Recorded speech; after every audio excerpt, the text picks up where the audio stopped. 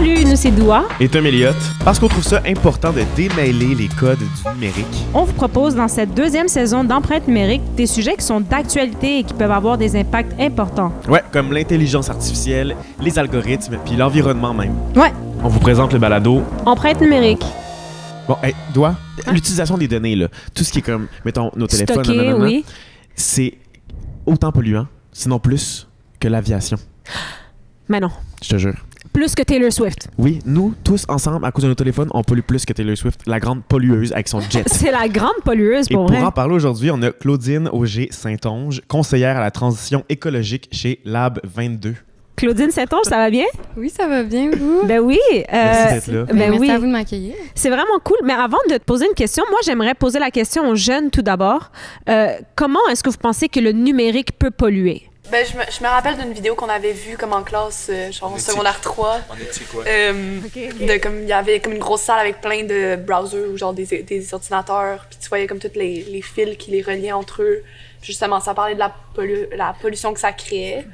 Mais c'est quand même vague dans ma mémoire. Là. OK. Ben, on avait vu à quel point il fallait refroidir toutes les salles de serveurs et tout, et c'est ça qui polluait le plus. Waouh, je savais pas ça.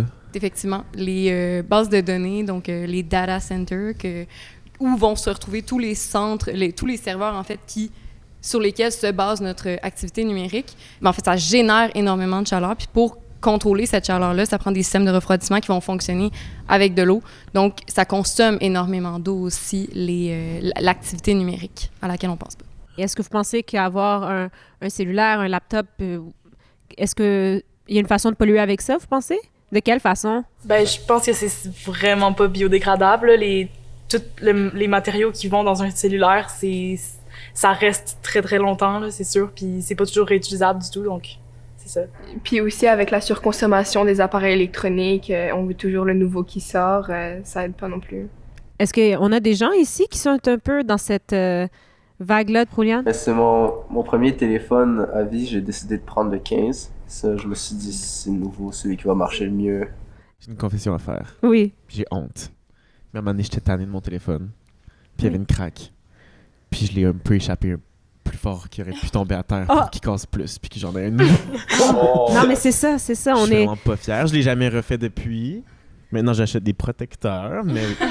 Donc, t'es pas très conscient là, de l'impact que ça peut avoir environnementalement, mais on n'en parle peut-être pas assez, justement. Oui. Si, mettons, je vous dis sobriété numérique, qu'est-ce que vous diriez? Je pense que c'est avec modération. Fait que je dirais que sobriété numérique, c'est comme utiliser les écrans ou genre l'électronique très, très peu, genre, au point de pas en devenir addict. Ouais, ben modération, c'est exactement le bon mot, en fait. C'est une démarche dans laquelle on va essayer de modérer, on va essayer de faire preuve de discernement, en fait, dans notre usage des technologies numériques pour en réduire les impacts néfastes, particulièrement du point de vue de l'environnement. Mais ça peut aller jusqu'à aussi toucher tous les effets néfastes, plus du point de vue de la santé mentale, santé physique. Mais sobriété numérique, très traditionnellement, disons, va faire référence à l'impact environnemental. Comment on peut pratiquer la sobriété numérique? Est-ce que vous avez vos parents, par exemple, qui gèrent un peu votre temps d'écran ou... Ouais? À chaque fois qu'il faut, comme à 11h pile, je dois aller mettre mon téléphone à charger comme à côté de la chambre de mes parents. Puis vu que genre la chambre de mes parents puis celle la mienne sont comme très opposées, Oui. genre il y a comme aucun moyen que je vienne le chercher pendant la nuit. À quatre pattes, en train de sneak in dans la maison, genre. Quelqu'un d'autre ici quelqu'un qui régule son temps d'écran, ouais? Ben, ça a changé une couple de fois parce que genre je négocie quand même souvent. Mais Ben, maintenant c'est rendu 4 heures par jour. Ben, moi c'est plus comme pour... souvent c'est comme par rapport à santé mentale, puis juste comme faire autre chose, pas juste rester sur son téléphone, passer du temps avec la famille. C'est bien beau, là, les danses TikTok, mais à un moment donné, il va falloir passer à d'autres choses, là. Votre temps d'écran, vous pensez, mettons, en moyenne? Il y en a qui rient, je veux savoir. Ben, mettons, dans une journée d'école, ça peut vraiment pas être pire, surtout si je travaille après l'école en plus, ça peut être comme peut-être 2 heures par jour, 3 heures. Mais mettons, dans une journée d'été où j'ai vraiment rien à faire, ça peut monter comme jusqu'à 8 ou 9, là. Est-ce que c'est parce que tu es vraiment allé regarder tes statistiques d'utilisation? Oui. Ouais, c'est un bon exercice à faire d'aller regarder ses statistiques d'utilisation. Ça peut être extrêmement confrontant. Là. Moi, je les ai enlevées. Faites pas ça! Vivre dans le déni, ça, c'est un phénomène bien connu en environnement. Mais ça crée une certaine anxiété, là, tu sais, de voir qu'on passe autant de temps. Surtout que, je sais pas si c'est quel genre de métier, mais par exemple, moi, mon métier est devenu très dans la création de contenu et tout, mais je travaille avec ça. Mais moi, dans ma tête, je suis comme, mais non, t'es sur TikTok. Fait que ça joue un peu dans notre tête, là, tu sais. C'est un des trucs, tu sais, le marché de l'emploi aujourd'hui, on est rendu dans le cadre de nos jobs, on va passer vraiment beaucoup de temps, même chose à l'école, en fait. Vous allez passer beaucoup de temps dans votre journée à l'école devant un écran, dépendamment des écoles aussi, là. Mais si on ajoute à ça le temps que personnellement, après ça, vous passez sur vos écrans à la maison, en dehors de l'école, qu'on accumule tout ça, c'est quand même assez confrontant de réaliser qu'on peut peut-être passer 8 heures par jour, effectivement, devant des écrans, finalement. Puis on peut se demander à un certain point, c'est quoi la balance des coûts-bénéfices de tout ça? Qu'est-ce que ça t'apporte versus qu'est-ce que ça t'enlève dans ta vie sur une base régulière? On peut le catégoriser en 3 catégories de grands impacts. Donc, il y a la consommation des matières premières, donc des ressources derrière tout ça. Parce que, ben là, vous en avez pas parlé, mais il y a des minéraux rares, en fait, des terres rares dans nos téléphones. C'est des matières qui sont, dans leur extraction, vont être très, très, très polluantes, à la fois pour la pollution des sols, pollution des eaux que ça génère. Et c'est aussi des matières qui sont en demande exponentielle en ce moment parce qu'on le voit aussi, là, il y a une grande demande à cause de l'électrification des transports parce qu'on n'a pas juste besoin de ces matières-là dans nos appareils numériques, c'est aussi les voitures électriques. Donc, la pollution générée par ça, elle augmente énormément.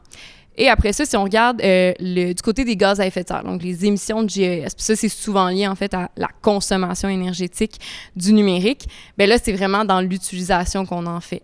Donc, l'utilisation qu'on en fait à tous les jours, parce qu'il y a cette idée-là que c'est immatériel, en fait, notre empreinte numérique. Et parce qu'on avait l'impression que c'était mieux que le papier. Ah, mon Dieu, faut éliminer le papier, Puis là, finalement, on se rend compte que ça a un impact qui est comme quasiment similaire, ou... Bien, si en plus, on met pas en place des pratiques de sobriété numérique, c'est pas mieux, tu sais, on fait juste déplacer le problème ailleurs. Et après ça, bien, il y a tout ce qui est gestion des déchets. Donc, c'est des déchets dangereux. Vous pouvez pas mettre un vieux téléphone dans la poubelle comme si c'était un sac de chips. Ça va générer une pollution vraiment énorme si c'est pas traité de la bonne façon. Après ça, c'est sûr que, bon, on peut parler d'une autre catégorie, un autre phénomène par rapport à l'empreinte numérique. C'est l'obsolescence programmée. Est-ce que vous avez déjà entendu parler? Je pense que c'est comme, au fil du temps, je pense comme la compagnie d'un électronique va comme graduellement le faire de moins en moins fonctionnant pour genre nous forcer à acheter comme le nouveau pour que ça marche mieux. C'est vrai que la sécheuse à ma mère, elle a duré genre 25 ans. Hein? Puis de peine et de misère, et là, maintenant, la mienne, qui est tout neuve, après 3 ans, j'ai dû faire changer des affaires dessus. Est-ce que c'est voulu, ça? Ça existe, hein? C'est pas un mythe? C'est ça. L'obsolescence programmée, on dirait que ça sonne un peu pas loin de la théorie du complot, mais c'est réellement un phénomène, en fait, qui est très lié à la société de surconsommation, où on va voir, en fait, que les entreprises vont mettre sur le marché des produits dont la durée de vie a été délibérément réduite par différentes façons. Fait que là, tu as l'obsolescence programmée technique, c'est-à-dire que dans la façon de concevoir ton produit, tu vas faire en sorte qu'il n'est pas réparable parce que toutes les parties du produit sont toutes soudées ensemble. Tu peux pas le défaire, fait que tu peux pas aller remplacer une composante qui est brisée, par exemple. Fait que là, il n'est pas réparable. Il y a d'autres pratiques comme le fait que tu vas choisir délibérément d'utiliser des matériaux de moindre qualité qui vont faire en sorte que ça va durer moins longtemps. Fait que ça, c'est vraiment de l'obsolescence technique. Ouais. La deuxième, c'est l'obsolescence programmée esthétique ou psychologique. Est-ce que vous savez ce que ça veut dire, ça, de l'obsolescence esthétique? Ben, honnêtement, je crois que ça va vraiment avec des histoires de « Ah, le nouveau, il est dépassé et tout. » Ouais. Que c'est revenu à la mode maintenant, un autre, et du coup, c'est juste la surconsommation. Est-ce que c'est vrai? Oui, c'est exactement ça. Ben, est-ce que ça vous est déjà arrivé, en fait, de changer d'appareil alors que votre ancien appareil fonctionnait encore? Non. Ben oui! Malheureusement, absolument. Moi, après 3 ans, j'ai l'impression que je me tanne parce que le nouveau modèle est à la mode, mais... Il y a une caméra de plus. Exact. Les bordures noires autour sont plus petites. Et c'est fondamentalement psychologique dans le sens que ton appareil fonctionne encore. Mais là, tu vas dire, non, mais il m'en faut vraiment un autre. Il faut vraiment que j'aille le nouveau modèle. Puis là, encore une fois, c'est aussi une responsabilité des entreprises dans les techniques marketing qui sont utilisées pour nous convaincre que le nouveau produit est donc meilleur. Est-ce que si on peut pas faire confiance, entre guillemets, à ces compagnies-là de vouloir le bien de l'environnement et du consommateur. Est-ce qu'on peut compter sur le gouvernement? Bien, ça, c'est intéressant parce que c'est très nouveau, en fait, dans l'actualité. Je ne sais pas si vous en avez entendu parler, mais au Québec, au mois d'octobre, en fait, il y a une nouvelle loi qui a été adoptée par l'Assemblée nationale, la loi 29, pour lutter contre l'obsolescence programmée. Je pense qu'on est le 2e endroit dans le monde qui a adopté une loi à ce niveau-là, parce que c'est très difficile pour les gouvernements d'aller encadrer ce que les entreprises font, mais c'est leur responsabilité de le faire. Fait que ça, c'est un super bon exemple de qu'est-ce que les gouvernements peuvent faire pour aider aussi à réguler ce que les entreprises vont mettre sur le marché, puis nous aider à faire des meilleurs choix. Puis après ça, si on pense à d'autres exemples, il y a des indices de durabilité. Fait que la France, par exemple, a créé un indice de durabilité. Fait que sur les produits numériques, les appareils technologiques, il va y avoir un indice de 0 à 10 pour dire à quel point ce produit-là est durable, recyclable, réparable. Donc, ça permet aussi pour les consommateurs de faire des meilleurs choix. Mais on n'a pas encore ça au Québec. Là, je suis curieux de vous entendre, vous, on en a beaucoup parlé. Puis, il y a sûrement des affaires, justement, qui vous viennent en tête, de trucs que vous pouvez faire individuellement, plus concrètement pour vous aider ou pour... À réduire. C'est ça, à réduire votre empreinte. Puis, c'est quoi les solutions que vous pensez que vous pouvez faire à la maison? Moi, je pense qu'on est rendu à un âge où la plupart d'entre nous travaillent, puis on commence à faire nos choix avec notre argent. Puis, je pense que essayer de garder le plus possible nos téléphones qu'on sait qui sont encore fonctionnels, puis de pas se faire influencer nécessairement par la popularité des nouveaux modèles. Ça peut déjà être un très bon début. Toi, Vincent, est-ce que tu as une idée de comment on peut faire pour réduire notre pollution numérique? Je trouve qu'il faudrait vraiment, quand on veut acheter un produit, il faudrait qu'on étudie ce produit, s'il est durable, s'il est éco-responsable, est-ce que tu as un chargeur qui va avec pour universel. Il faut vraiment être responsable dans les achats qu'on fait et aussi le garder très longtemps pour pas faire des achats inutiles. Blanche, toi, qu'est-ce que t'en penses? Est-ce que tu as une 3e piste de solution? Il y a aussi maintenant beaucoup de possibilités d'acheter comme seconde main, des vêtements. Vraiment, puis honnêtement, je suis vraiment contente parce que les 3 premières choses que vous avez nommées, c'est littéralement 3 choses qui concernent vraiment le problème à la source, qui est vraiment la production de ces appareils-là. Fait que 3 solutions pour de faire durer, de faire des bons choix de consommation, d'acheter seconde main.